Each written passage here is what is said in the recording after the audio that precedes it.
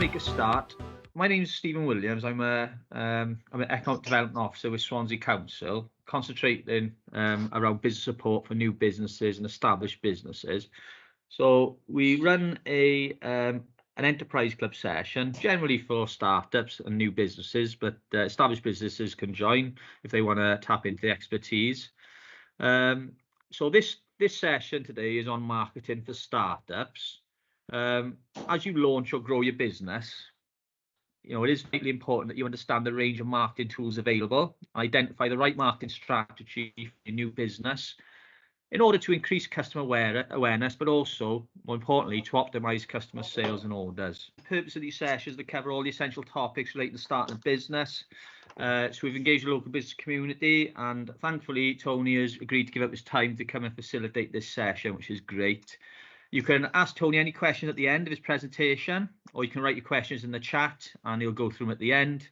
So I politely ask you to mute your microphone to avoid any background noise which could distract the group while Tony's delivering his presentation. Tony, over to you.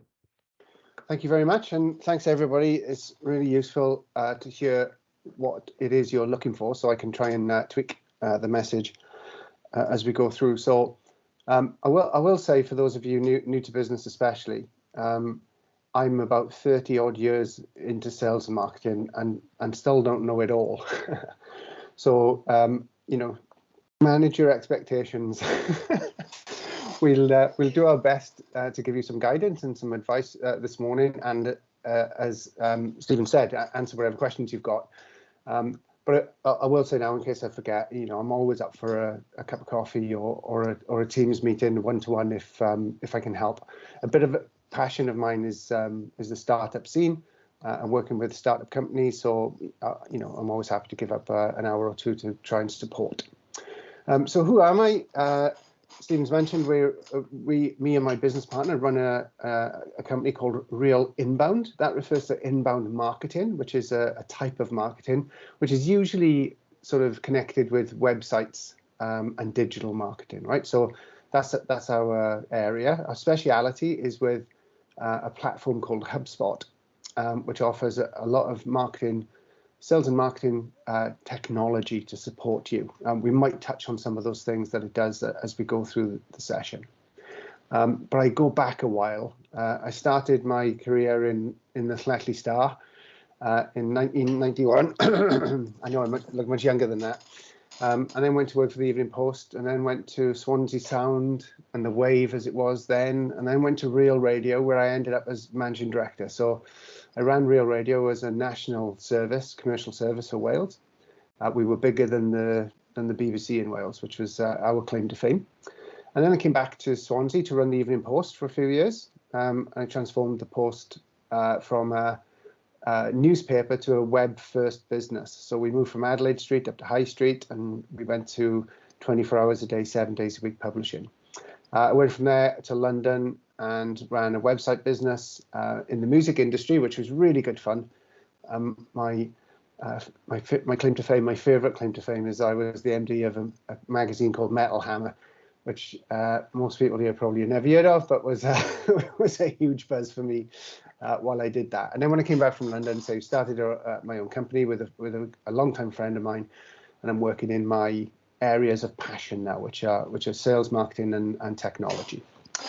So I've got a little presentation. It wouldn't be a marketer if I didn't have a PowerPoint, but hopefully it's not going to be too busy, and it'll just give us a little bit of structure as we go through. So I'm going to share now, and if you could just unmute quickly just to tell me that you can see it, that would be really useful. Yeah. Great. Okay.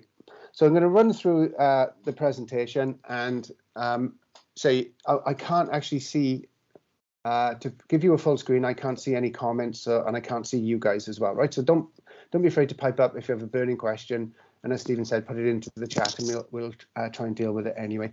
But do interrupt. If I'm talking about something and you're not getting it and it's important to you, do interrupt if you think that's what you need to do. So before you start thinking about marketing, you need to start with the basics of marketing, okay?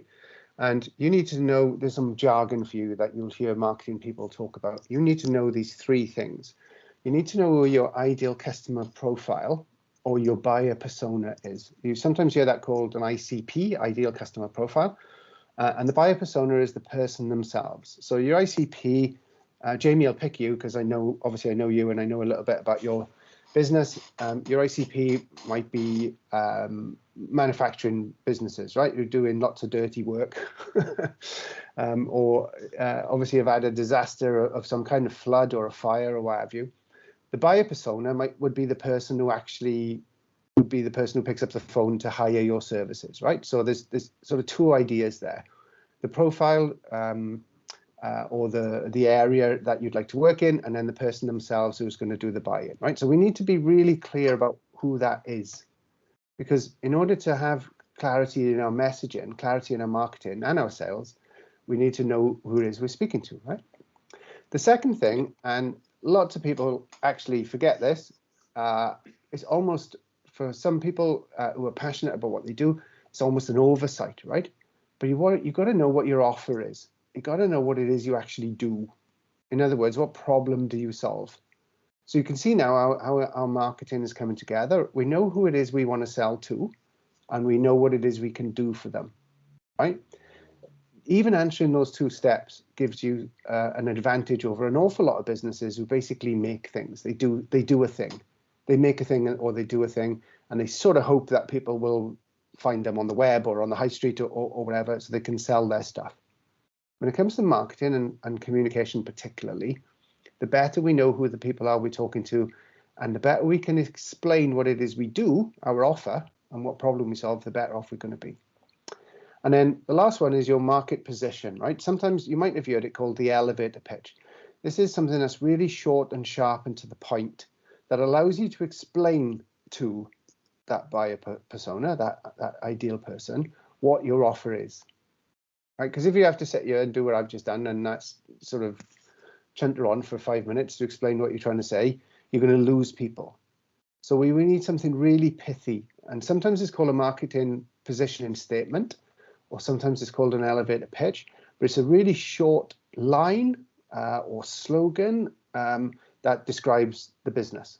Because people haven't got time to listen, right? They want to know as soon as they see your advert, as soon as they see your website, as soon as they see, or as soon as they talk to you in a networking event, for instance, you've got to be able to go, this is what we do, right?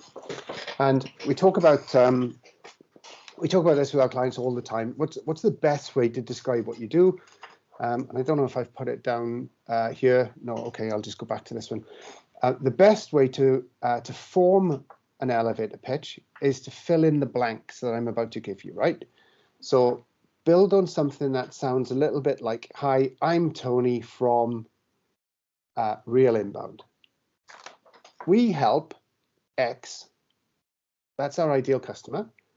We help X to do Y, and then because Z. We help X to do Y because of Z. So I'm Tony from Real Inbound. We help scaling companies make more money from their websites because we believe everybody deserves the very best in marketing strategy, wherever they're from and wherever their business is. So we help X do Y because of Z is a really good way to put that across. So Ed, I think you build bespoke furniture for discerning people because it's a passion of yours, and so on and so on. Jamie, you help businesses recover from disaster because, right? Do you see what I mean? You can make those things really short and sharp and to the point so that you can communicate what it is you're after. Now, if you don't have those things in place, by all means, have another chat with me after this, or we'll talk about it a bit later. But you have to do this step, if you like, before. There's no point in doing any other marketing until you've nailed this bit. Because you don't know who you're talking to, you don't know what it is you want to say to them, you don't know why they should respond to you, you haven't got a marketing campaign to be able to execute. Those are the basics. Another basic principle here for you from a marketing perspective, this is the buyer's journey, as you might have heard it called. More marketing jargon for you. And it basically means the steps that a buyer, somebody who wants to buy from you, the steps that they will go through in order to make a purchase, right? And what we know about buying behavior is that everybody goes through all of the steps every time they buy something. If you have a relatively speaking low involvement purchase, then that can happen really quickly. So if you're going to buy a cabbage cream egg from Asda, you're not, that is almost going to be instantaneous. Well, it is if it's me. It's very easy for me to buy cabbage cream eggs. If you're going to buy a car or a house, then that's going to take a lot longer. That's going to stretch out, right? And the 3 stages of the buyer journey, there are lots of models that describe the buyer journey. This is the most straightforward and the easiest to get your head around. The 3 stages are the awareness stage, the consideration stage, and the decision stage, right? It's almost self-evident, isn't it? What they mean is, in the awareness stage, your customer is now becoming aware of a problem they have that they need a solution to. In the consideration stage, they are starting to think about what that solution might be, what it might look like, and how much it might cost. In the decision stage, they're starting to think about who is it that can actually provide me with this solution. So they may be aware, for instance, that they are really bored of making the same old stuff at home and fed up of getting takeaways. And so they want to look for a good food provider like we're so they can have oven-ready meals delivered to their door, right? Before they land on that specific provider, they might go, oh, look, there's Gusto that does it. There's HelloFresh that does it. There's I don't know, 4, 5, 6, 7, 8, 9 competitors who all do that thing. So those people will have a look at all of those options, all of the things that those providers benefits that those providers have, before they make the decision. And some of that decision may be enforced by price, it may be enforced by your location and other things, but we go through those steps as we make a purchase decision. So they always apply, but they will apply specifically to you, what your scenario is, and they will either take a long time depending on the purchase, or they'll happen very, very quickly, but they will happen. Now, the reason why this is important to you is because advertising and marketing is different depending on which of those areas you want to address your marketing to. So if you want to address your marketing to people in the awareness stage, as we call it, then you're usually doing something called brand building. And there's a couple of people who've mentioned their brand here today, which is really encouraging, right? So it shows you guys know what you're talking about. Building a brand is about making sure people are aware of your business and what you do, so that when they enter, a triggering event occurs and they enter the purchase cycle, they're already aware of you. Okay. The consideration stage is usually about things like testimonials, and is usually about things like your service record and customer reviews and that sort of stuff. So this is where now I'm starting to build my shortlist. Becoming provider aware, the decision stage, is when I've actually put my finger on it. I want to buy one of these things and I'm going to use this company. So the advertising that you do there is usually come and buy from us now for this reason. Because you're actually specifically talking to people who are ready to buy. They're in the decision stage. And that's a totally different message from people who are in the consideration stage and in people in the awareness stage. And one of the problems you get with your marketing is you try to do it all. And, why not? Why wouldn't you? It's a perfectly reasonable thing to do. But most people can only get one thing out of each marketing message. Most people can only understand one thing. So you have to be very precise and very specific about what you're saying. And that means you have to address one of those stages independently. Ideally, right, you'll address all of those stages. And Facebook, for instance, has a tool that will help you do that. They help you run some awareness adverts. Then they'll strip those down to consideration adverts and then decision adverts for you. They use slightly different language, but it's exactly the same principle. So Facebook even put tools in our way for us to be able to do that. But it's really important that we know which area we want to touch on the most. And then we need to look at what we call our marketing mix, right? And today I'm going to focus on the bottom area, the promotional area, because I think that's what most of us are here to talk about today. But when it comes to marketing orientation within our organization, we're also considering people, the product, and the price. There are considerations you can make in each of those areas that will affect how and what you sell.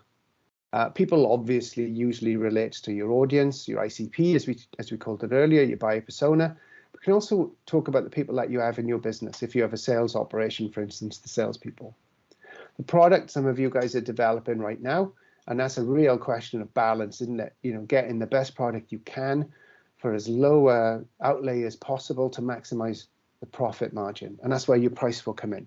And thinking about price is vital. If things are cheap, we tend to think that they are low quality. If things are expensive, we tend to think that they're high quality. And actually what the marketplace does, without telling us, is it allocates perceived quality. Business is about perceptions, right? Not products. It allocates perceived quality based on price. So, you know, when you say to people like you deliver good prices and good quality, they don't believe it. That's something called an advertising cliche, right? You're either cheap and therefore low quality, or you're expensive and therefore high quality. If you're in the middle, then you are nothing. You're trying to be all things to all people. You are nothing. You have nothing to stand out on. It's a very problematic place to be. So for the food, for instance, food can be extraordinarily expensive. And we know the higher the quality of the food, the better the food is. I once took clients out in London to a steakhouse, a famous steakhouse, and the bill came to, it was only about half a dozen of us, the bill came to £800. And that is insane. You know, I wouldn't have paid that, clearly. The company paid that. And they were big, expensive, large spending clients, right? Which is why we did it. But if we'd gone there and paid 60 quid, we would have been upset because it wouldn't have been the experience that we were looking to deliver for those big fancy clients. Do you see what I mean? The price was so intrinsic to the value that was delivered that it's not funny. So price is a really important one, right? But promotion is the final one, and it's the one most people are most concerned about. Now, if you were to come to me and we were to do marketing work together, we would touch on all those other things as well. We don't just do promotion. That's why it's called a marketing mix. But for the purpose of today's conversation, that's what we're going to focus on now. So promotion usually comes down to some form of advertising. Not always, but usually comes down to some form of advertising. And here's another little tip for you when it comes to advertising. It's a little bit like what we've already talked about. But when you put in an advertising campaign together, you need to consider who you're talking to. So that was the ICP thing that we talked about at the start, right? Which part of your audience, what specific part of your audience do you want to reach with this advertising? And the answer is not everybody. Yes, I know everybody can buy your product. I know that everybody could possibly buy your product, but there is likely to be a much smaller subset of everybody that is more likely to buy your product than everybody is. And the narrower we can make that, the more effective our advertising is going to be. And what do we want them to do is the second question. So car dealers would say to me, for instance, when I talk to them about advertising, well, I want people to come and take test drives. And I say, well, but do you really want test drives? And they say, well, yeah, absolutely. And I say, well, why do you want people to do test drives? And they say, well, because I want them to buy the car. Right. So the advert's not actually about buying, taking the test drive, it's about buying the car.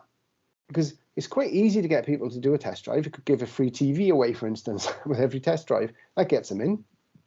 I know it does because I've done it. But people then go there to get a free TV. They don't go there to buy the car. So you have to be really, really specific about what it is you want them to do when you're putting an advert out. And leaving an advert vague or without a point is a good way to waste money. So leaving an advert as general as you possibly can is almost not worth doing. And then the last question, why should they do it? This is the hardest one in a way to answer, because what you're looking for when it comes to advertising is one big reason why people should do it, not lots of little ones. One big reason, because what we're trying to do is motivate somebody to purchase now, right? We want them to buy from you now. So the first thing we want to understand is that they're in the decision-making part of the process, and we have to give them a big reason. If what do we want them to do is to know about us, is to understand our profile, is to understand our business, then the why should they do it is quite different. But if it's going to be who are we talking to, our potential customer, what do we want to do, buy from us right now, then the why should we do it, why should they do it is really, really important. I hope that makes sense, right? So when you're asking these questions, you again want to be considerate of where you are. Am I in the awareness, the decision-making, or the consideration stage? And you want to answer those questions as absolutely specifically and as precisely as we can. What kind of promotional activities are available to us? So the typical ones for most small businesses print and broadcast. That includes television and radio. Digital, which includes Facebook, although social media is there from an organic perspective. Digital advertising is Facebook and Twitter ads, LinkedIn ads, YouTube and YouTube ads, Google, pay-per-click adverts, search optimization, that sort of stuff. There's something called outdoor these days, which is probably you'd know as ambient or poster advertising. You see ad shells on bus stops, and you see adverts on the back of a petrol pump in Sainsbury's. Those are what we call outdoor advertising.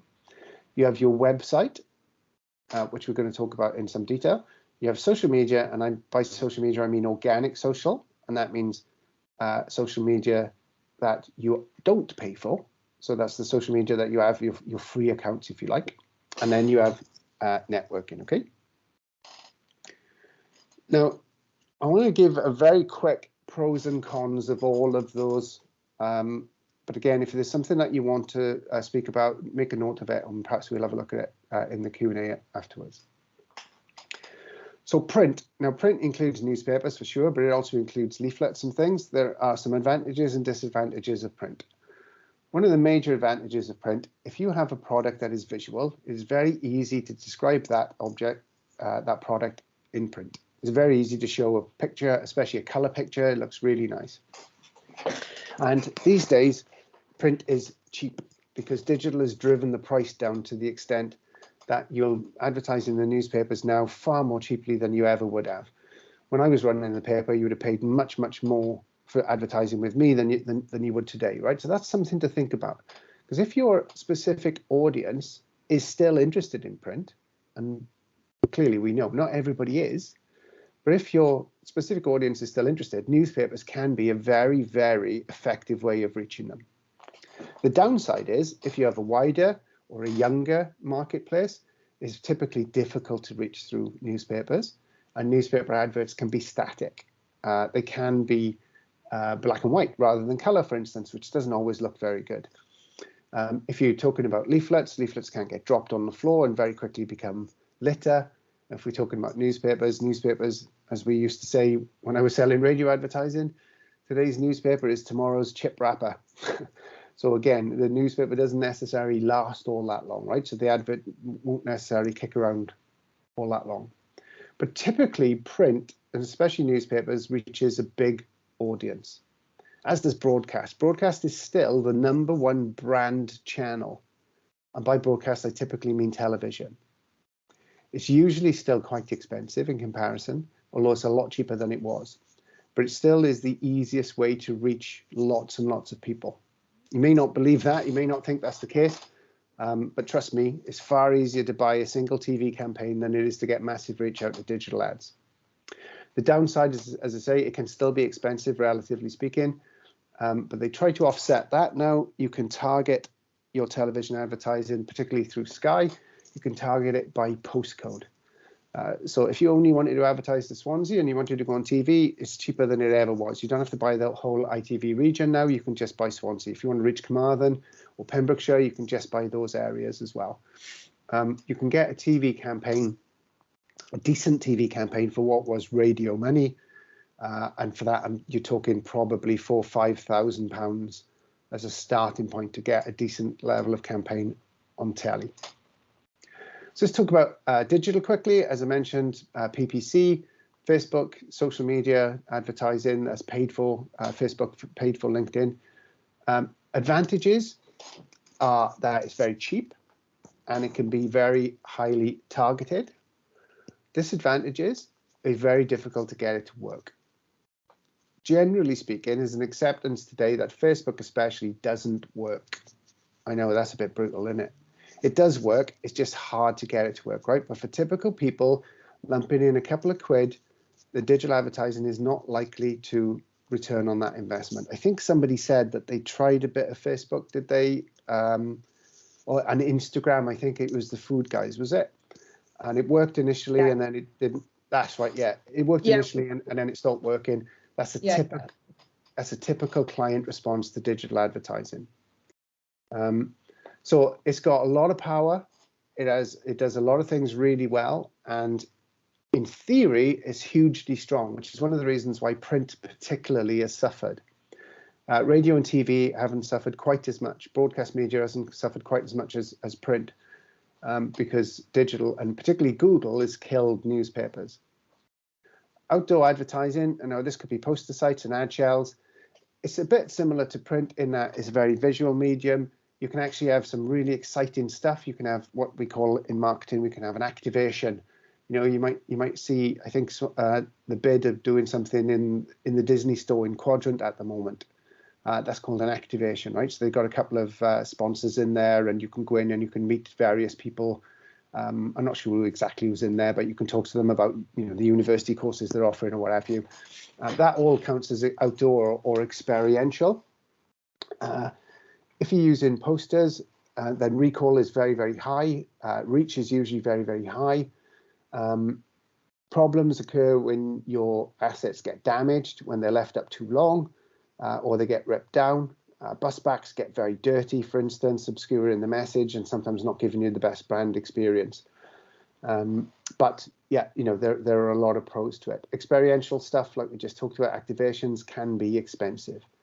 So you can imagine, pick on the food guys again, good food, you know, an activation in the Quadrant where you perhaps do sampling to all the shoppers on a Saturday afternoon would probably be a really good activity to do. People could meet you, see how lovely you are, how fantastic the food is. You can give them the website details, or maybe you haven't got a website yet, I think. That would be great, but you know, you'd have to pay a license to be there. You'd have to have insurance, so that if you poison somebody, it wouldn't close your business down. You've got the problem of keeping all the food warm and getting it there in the first place, and staffing, and so on and so on and so on. So it can be very, very powerful, but there are things to think about. The website, right. Generally speaking, I'm going to touch on this in a bit more detail. Generally speaking, you should have a website, and even if you're a franchisee like Jamie, you should have some kind of local representation on a website. It's almost impossible to rank on Google unless you spend lots and lots of money, unless you're interested in ranking for what we call local reach. Okay, Google is very keen to give people local results. So Jamie, you should be optimizing for Swansea, Neath, Port Talbot and Carmarthen rather than for the UK, because those franchises are all over the country. And as you say, they do national advertising and they send you local leads. It doesn't stop you optimizing for your local location as well. And I know you're doing other things like networking, which we'll come on to. Those things are ideal to get your name about locally. So your website isn't just a big thing for national businesses. It's for small local businesses as well. And don't forget, you can now sell on your website quite easily. E-commerce is very readily available on websites today. Selling your food, for instance, selling your furniture, for instance, should all be an objective of you guys when it comes to opening up this business. Website gives you lots of advantages, like maybe not even needing a physical place. Physical places can be great, but the trouble with physical is that it's like residential properties, location, location, location. You get a great location and you're made. Your business is absolutely made. You get a poor location, and even town centres today have their problems, don't they, in terms of people coming to them. You get a poor location and it can kill you. You've got a load of rent to pay. You've got upkeep of the premises, heating and lighting, staff to pay, and so on and so on. Whereas potentially you could do all of that with a website at very little cost. Then you've got social media and organic social media. Not everybody should have a website. But everybody should at least have some kind of social media. You want somewhere that you point people to show that you're formally around the place, that you're a business. You want somewhere that people can go and say, right, okay, they check out. You want somewhere where people can judge your reputation and your ability to do the thing that you say that you're going to do. Ideally, that's a website, and a website in conjunction with your social media. But if you don't have a website and you can't afford a website, then at least check out social media. Downsides of social media is it's ubiquitous. It's extremely difficult to get organic reach. It's extremely difficult to get people to pay attention to you without paying for it. And most people spread themselves too thinly. you probably find if you understand that audience, like we talked about earlier, understand that audience as well as you do, that there's a very specific social media that suits the best.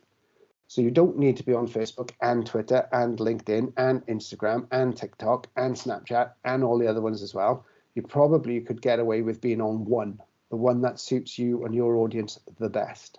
And then focusing on that rather than spreading yourself too thinly and then failing on all of them. And finally, for this part of the session, networking is something that's often overlooked. There are a few different types of networking, and for some businesses, networking can produce up to 90% of the startup phase of your business, 90% of your revenue.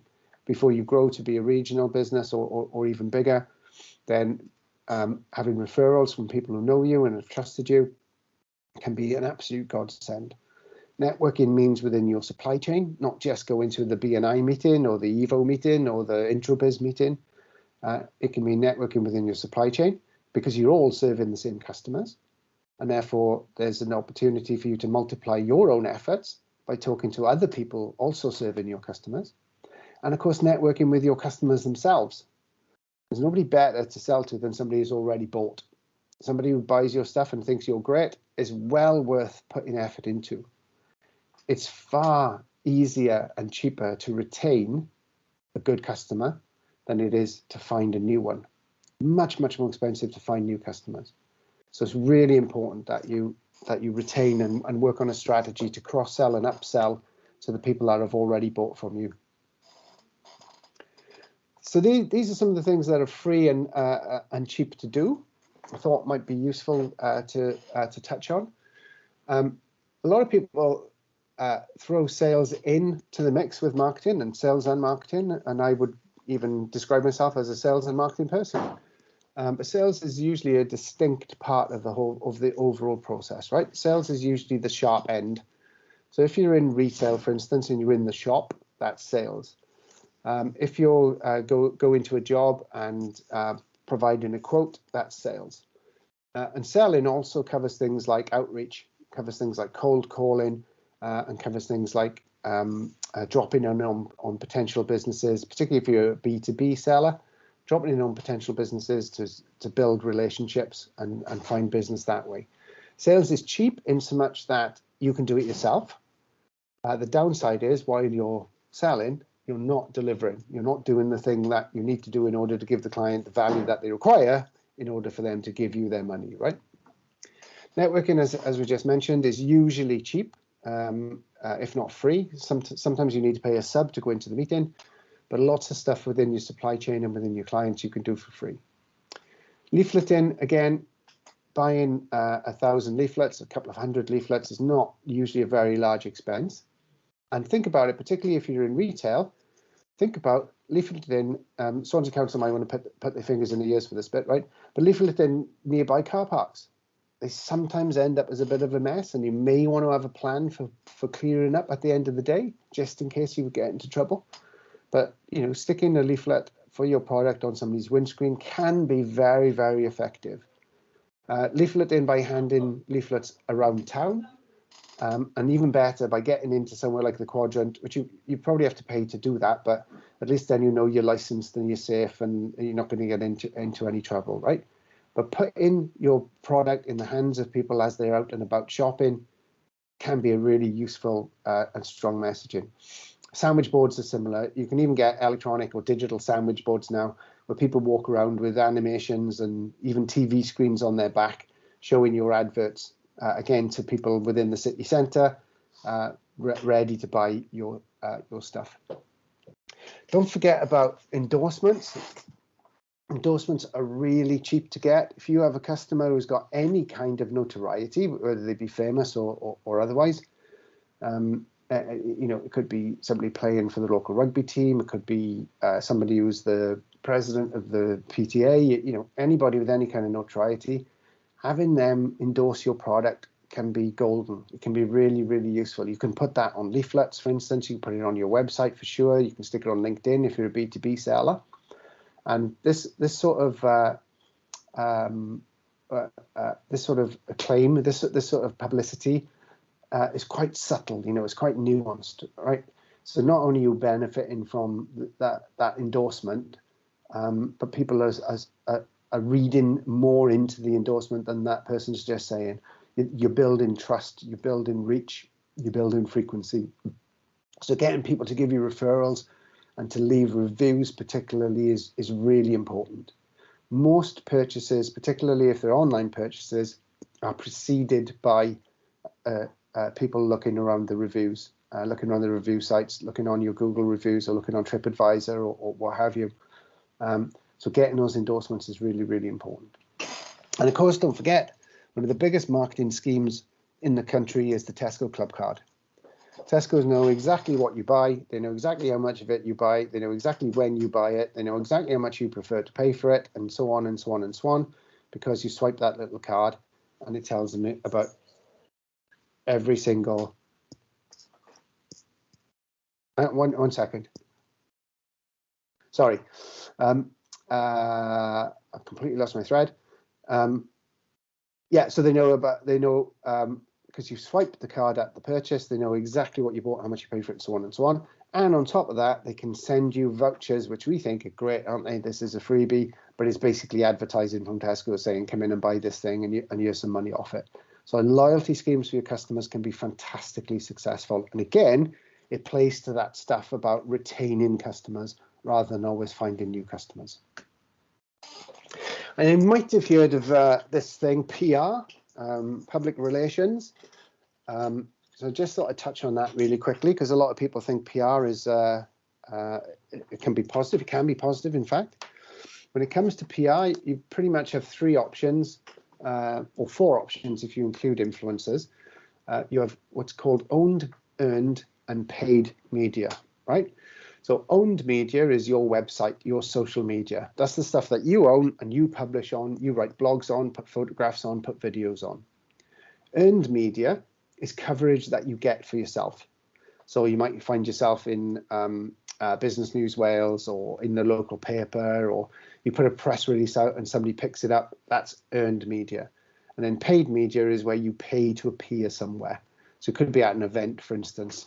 We always see these people winning awards, don't you? The thing is, the awarding body has probably sold them a table of 10 for £250 a head in return for getting the award.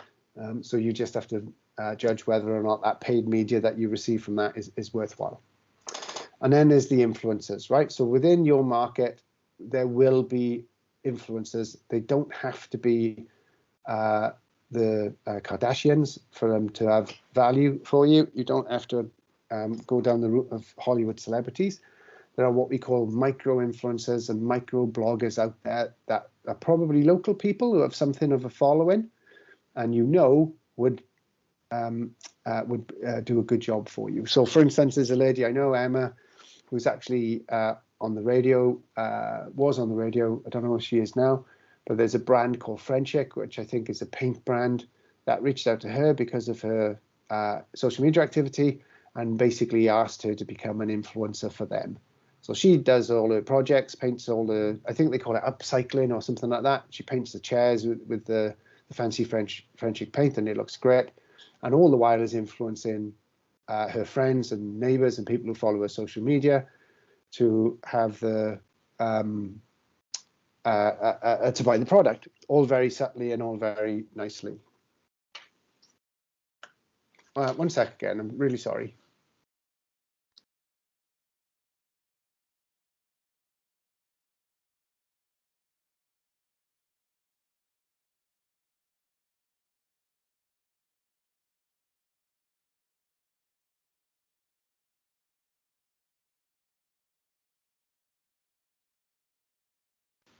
Sorry, guys. Okay, so before we get to the bit where we have questions, I just want to tell you what the answer to every question in marketing is, and that is it depends.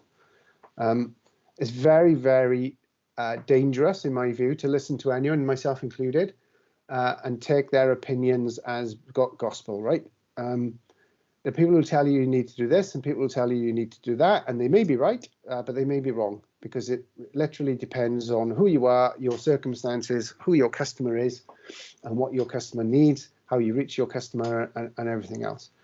So even though I've said all the things that I've said today, for your specific set of circumstances, the answer will be it depends. But I will try to give you some direction. So in my view, today, you must have, whoever you are, whatever type of business you are, and certainly the people on this call, a CRM system of some sort. And I will mention here that HubSpot, which is the CRM system we specialize in, offers a free CRM. Right? You don't have to pay anything for it. A CRM stands for Customer Relationship Management or Constituent Relationship Management. And it's basically a place where you store all of your customer records. All of the history you have with the customer, all the conversations you've had, the emails you've had, the telephone calls you've had, and everything else, all sit in one place. So you have easy access to find out where they are. It can do things like remind you when people are ready to buy again. It can remind you to send out appointments to people. It can do all sorts of fantastic stuff. Very, very powerful tools. And I say, in one case, at least in HubSpot's case, it's absolutely free. In terms of getting yourself organized, get yourself a CRM system. Even if you don't have a website, but generally, I would recommend that you have a website. If you want to have a website, you have to pay attention to what looks like Susie and the Banshees there. The SEO for the website, which stands for Search Engine Optimization, the UI for your website, which is the user interface, and the UX for your website, which stands for user experience, right? There's no point in putting a website up and then forgetting about it. In fact, it's potentially dangerous because it could get hacked and do all sorts of problems. If you're going to put a website up, you have to treat it like a bricks and mortar store. You have to look after it. You have to make sure it looks nice. People can find their way around. You've got signage where you need the signage, and people can access the information that they need to access. And just like your bricks and mortar store, people need to be able to find it as well. So you need to pay attention to the search engine optimization. In other words, what you tell Google you're about and what you tell Google you do, so that Google can find you and they can refer you to your potential customers who are no doubt searching for you. So those two things I would suggest you absolutely must have. But as always, it does depend on your certain circumstances. Nice to haves then, and these are as much productivity hacks as anything else, are some kind of automation within your systems and processes. So for instance, the ability to send out emails to customer segments to remind them that it's time for them to buy again, or to welcome them to buy in you for the first time. Live chat and chat bots on your website, which saves a ton of time. If people are ringing you up and asking you, when are you open, you can have that answer on your website. That's very easy for people to access. If you do meetings, if you go to people's homes to give quotes, or you do business-to-business meetings, then calendar links, as they're called, or meetings links, can save you a load of time. People can just book straight into your calendar rather than having to go back and forth on emails. Email templates can provide you with a ton of time saving again. If you find you write the same emails over and over again, then you can store in a CRM system like HubSpot. Lots of other CRM systems exist. You can store regularly used emails to save you time. Task managers remind you of what you need to do and when you need to do it.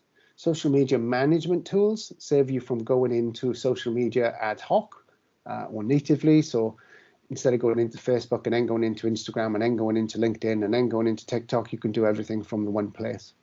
And reporting is really, really important.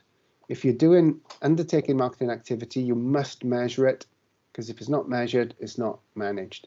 If you don't know what your marketing activity is doing for you, stop doing it. Don't do it because you think it might be working. You're just spending money and you're wasting that money unless you know it is working. So wait until you're in a place where you can find out a little bit more about what it is you're trying to achieve, and you can find out what the return on the investment of that marketing is. Okay, I can't overstate this enough. New businesses spend too much money on marketing. I know it's a bit weird for a marketing person to say that. You spend too much money because you spread it too thinly, it's not effective enough, and you don't know whether it's working in the first place. And that's about it. If you want to ask any questions, obviously we can do that. But if you want to get a hold of me now, quickly write this down or screenshot. I think there's a video coming. You'll get me on tony@realinbound.co.uk, or if you want to give us a ring, it's 07812 582213. Thank you very much. I'll leave it up so I can flick back and forth if there are any questions. Thanks, Tony. That was brilliant. I certainly learned a lot from that. Guys, here's your opportunity. Got the marketing expert here. So, has anyone got any specific questions for Tony relating to your business or from the presentation? Fire away. They're dumbfounded. I think they are. I'm sure SAS have got something to ask you. I mean, we've usually got something to say, but it's about a million questions. I feel like we could talk to you for the next 24 hours. But so we don't currently have a website, and it's something we've been really talking about. And we don't have a huge budget at the moment. We're really small, but we want to get a website. And it's sort of asking that question: Do we go to somebody and get them to do a all singing, all dancing website? Do we go to somebody, more of a graphic designer, and get them to design the look of it, and then we try and build it ourselves with Squarespace and those sorts of things? And also understanding actually what are the most important messages to put on your website, because what we're finding with our business is we've got loads of really positive feedback from the customers we have got, and lots of repeat customers, which is great, but we just need more of them because we've got very small numbers at the moment. So is the website the best place to spend our money, or should we spend it in other places? It's sort of knowing where to start. Yeah, no, it's a fantastic question, and the answer could be any of those things.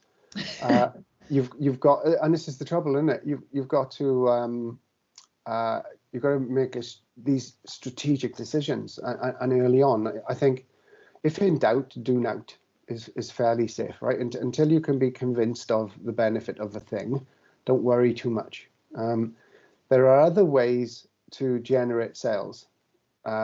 What you need to think of is, whatever way you choose, you have to back it, right? So what you can't do is build a website and then post it up online and then forget about it. Yeah. If you're going to put a website up online, you have to drive traffic to it. If you drive traffic to it, you have to monitor it so that traffic is converting, and that is turning into sales. You don't just put a website up and then sit back and wait for it to do, right? If you put a salesperson in place to go around local businesses, I don't know, or whatever. If you put, you could put the equivalent of a Tupperware party on. You could do sampling. It wouldn't be Tupperware, obviously, it would be your food, right? There's loads of promotional activities that you could undertake, but again, you have to then back them. Right? The biggest issue that we see in marketing that fails is lack of focus, because I don't know where to start. Yeah. So my theory is it's better to have a plan than it is to have the right plan. It almost doesn't matter what the plan is, as long as you've got one and as long as you execute it. When it comes to a website, I would, as it happens for your product, I would recommend a website. I think it's quite a visual product. I think there are lots of foodies around that spend time online looking at that sort of stuff, looking for inspiration and so on. And we know people regularly now buy these boxes. I buy them myself. So that would make sense to me. But if you're going to do it, then you have to think exactly the sorts of things that you're thinking about. Will I be able to sell online? Is there any point in just having a brochure? If I have a brochure, how am I going to convert? If I have an e-commerce site, how am I going to get traffic to it? Right? There's lots and lots of things. It's not just a question of putting up a website. So more than happy. I wouldn't talk to you for 24 hours. We'll certainly give us an hour where we can. No, sure. But it might be that you can do something in the interim, right? You can do something to start moving the needle before worrying about a big, because a website will be a big investment. It should be a big investment. If you buy it, well, what's the point of buying anything cheap in it? If you buy a website that's cheap, what have you got? You've got a cheap website. Yeah. Thank you. That's really helpful, and it would be great to have a chat if you really don't mind. No, not at all. Not at all. One thing I wanted to ask Tony is, I think the ladies alluded to it there, was I suppose if you're going to potentially get a specialist in, say, to build your website, how important is it to do your due diligence on potential suppliers? Right. Very important. And it sounds like the guys that Sophie and I can't remember your. I'm Susie. Susie, SAS. Yeah, that's easy. Yeah, and perhaps other people are thinking it as well, right? There are so many options now. You can almost build a website automatically now. You almost don't need a web developer to do it, right? And we also get beaten up over what a website looks like, which is pointless, because we need to worry about what a website does. This is why we talk about UX and UI, right? So the user interface is what the website looks like, but the user experience is more important. So for instance, it has to load its pages really quick. You have to be able to find your way around it and find what it is you're after really quickly. You don't want pages to hang. If you hit the purchase button, you don't want people suddenly thinking, oh, shit, what's happened to my money? Because nothing's happening. You need emails to be sent when they get right. So the functionality is more important than what it looks like. So yeah, you want, this is what inbound marketing is about. You want somebody who provides that end-to-end, right? It's not, if you really want a graphic designer to come up with a look for you and then build it yourself, you could. I think that would be a bit mental, frankly. That's just my opinion. You'd be better off talking to somebody who would be able to talk you through that whole end-to-end process. How do we attract, how do we engage, and how do we convert people that come to the website? Because there is no point in having a website that people aren't coming to and aren't converting from and aren't buying from you. But you know, websites, it's so easy to build a website today.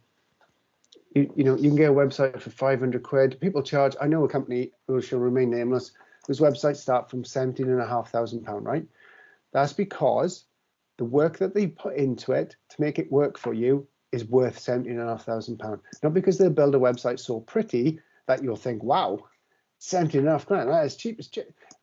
It's not about the website. It's about all that other stuff that we're talking about.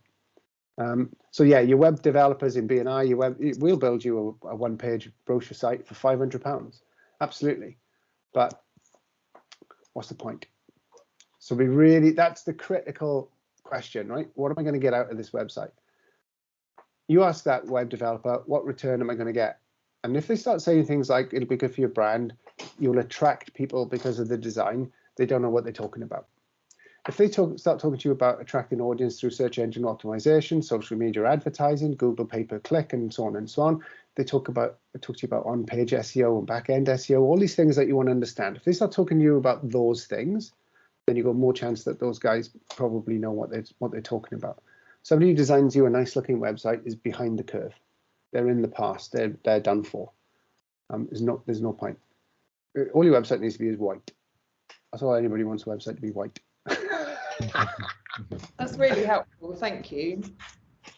Okay, guys. Any other questions for Tony?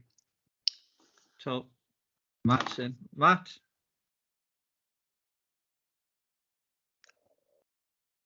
Unmute. Yeah, I'll come in there. Tony, I've got a sort of a theory conclusion based upon what it is that you've said, and I'll tell you what it is, and you can tell me if I'm right or not. You were talking at the start about sort of how your industry has changed in the last months, sort of 5 years certainly, and it seems to me a lot of that is built around the ability to customize and target your marketing campaigns. And there's sort of a few examples that have come to mind. You mentioned Sky Ads at the start and how that can be based around postcode. I know from experience, because we did it, that you can target far more specifically than that. In my last role, we were working in the visitor economy, tourism, and we were focusing specifically on a very precise demographic. It was basically people who are retired, kids have left home, disposable income, and we could target our Sky Ads to that very specific demographic. Yep. So it's amazing how focused that can be, you know, drilling down to that level. And that clearly reduces the cost, but also makes your advert far more efficient. You know, the LED adverts that you get at the side of football pitches and sports grounds, they could be targeted now. So the advert that people see in the stadium is different to that people see at home. And the adverts that people see at the side of the pitch in the Far East will be different to the adverts people see in the UK. And that's only going to develop further. Yep. And it seems that one thing social media has done is really sort of allow people to target and focus that. So first of all, is that theory right? And secondly, if it is, how can we as businesses sort of be utilising that to make sure that our spend is far more efficient, I guess? Yeah, brilliant question. So the advertising industry is one of the most murky industries you'll ever encounter.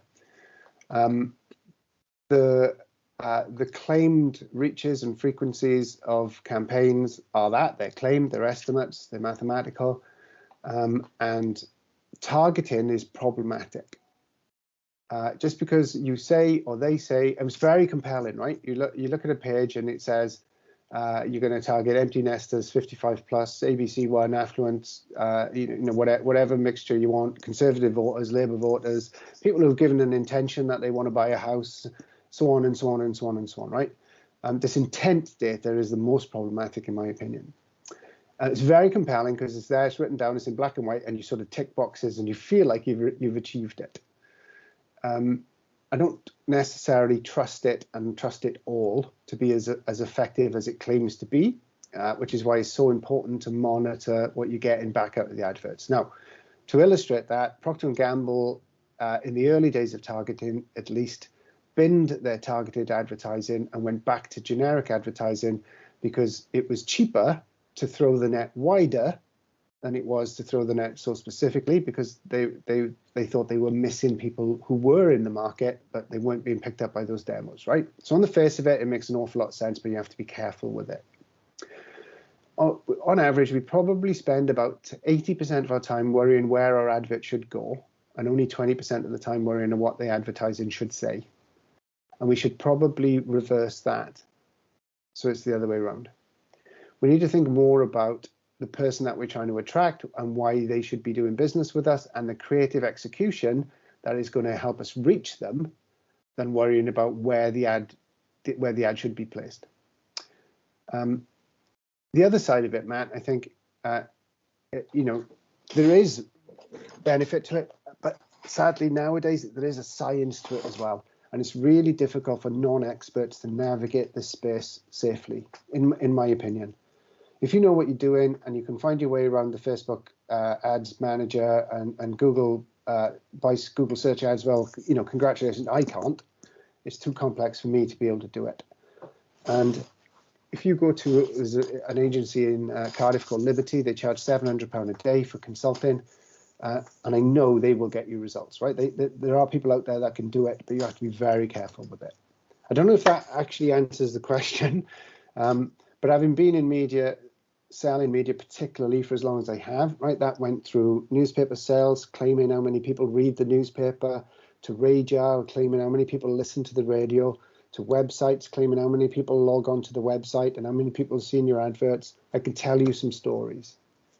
For instance, just because a newspaper tells you that there's 4 million people on the website doesn't mean there's 4 million people from Wales on the website. I won't say too much more about that, right?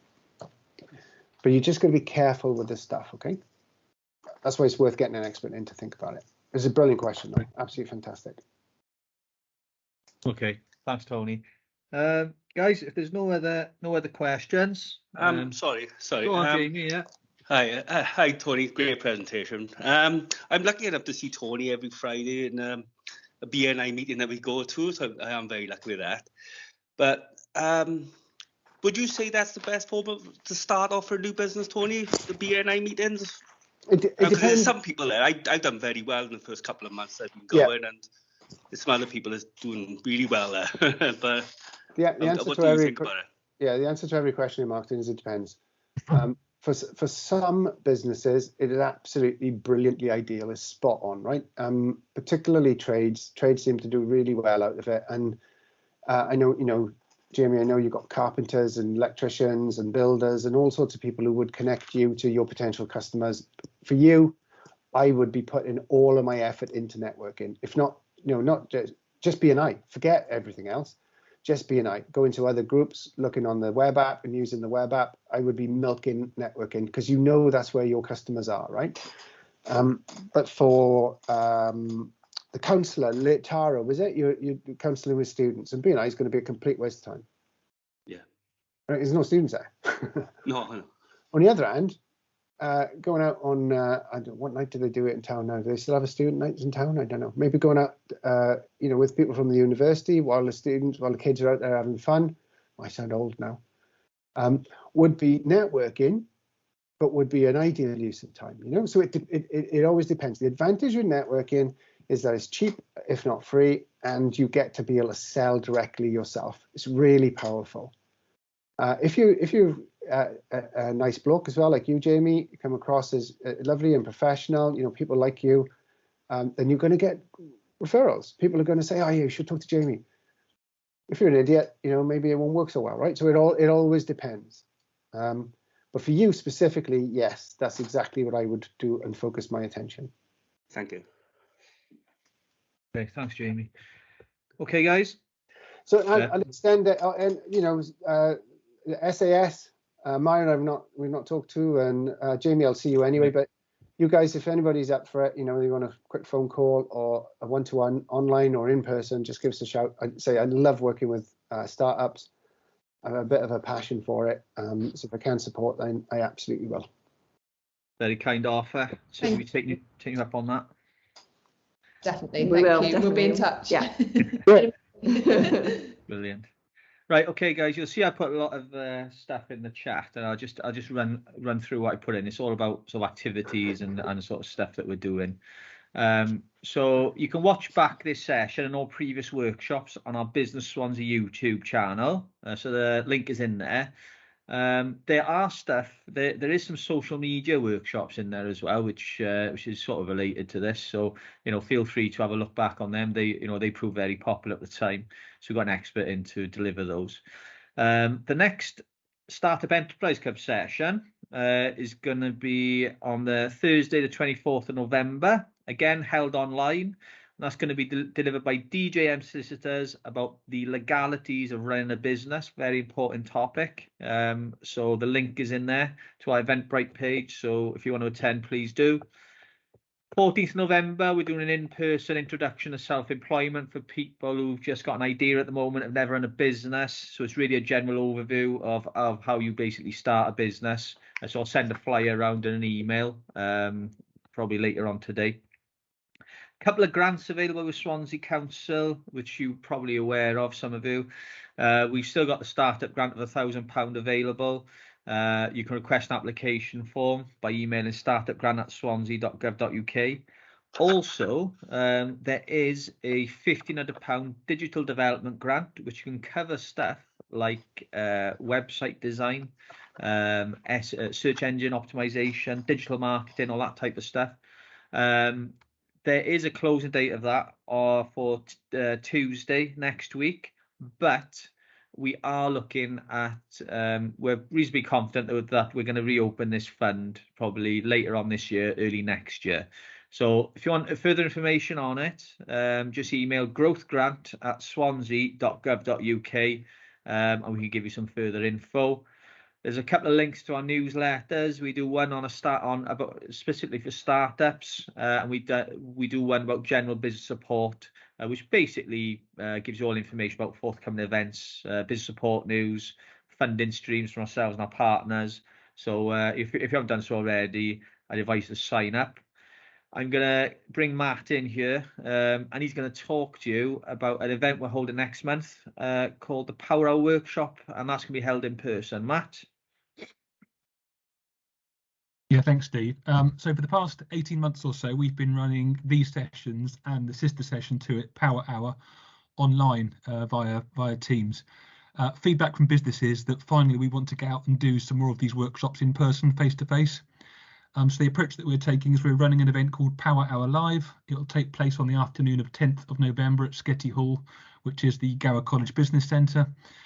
So between 1 and 5 in the afternoon, we'll be running 8 presentations, so 4 blocks of 2, various topics, including Tony, who's providing a briefing on CRM for us. But we've got stuff that's aimed at startup, accessing finance, procurement. We're doing a session on social media.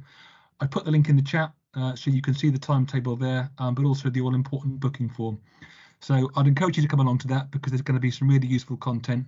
But it's also a chance to network with other businesses and engage with all of our business speakers in the breakout networking room that's going to be there as well. So strongly encourage you to look at that and come along. It'd be nice to see you in person, face to face as well. Thanks. Yeah, thanks, Matt. Okay, guys, I'm going to send out feedback forms about our events today. We're always looking to see how we can improve them. And, you know, your feedback would be greatly appreciated. I'll send on the relevant links as well, flyers, etc. And obviously, you know, links to our next sessions. So just like to thank you all for attending today. Hopefully you all got something out of it. You know, given Tony's expertise, which was brilliant, I certainly learned a lot. So I'm sure you guys did as well, as you guys are more on the cold face than me, and you'll actually utilise his tips. But I certainly will as well, because obviously me and Matt want to expand our program. So some of the stuff that Tony's talked about, we are probably going to actually utilise him as well. So at a later date. So thanks, Tony. Thanks very much for giving up your time to come in and doing this for us. We really appreciate it. And we'll look forward to see you next month at the Power Hour, and hopefully see you all again soon. Take care. Thanks, everyone. Thank you.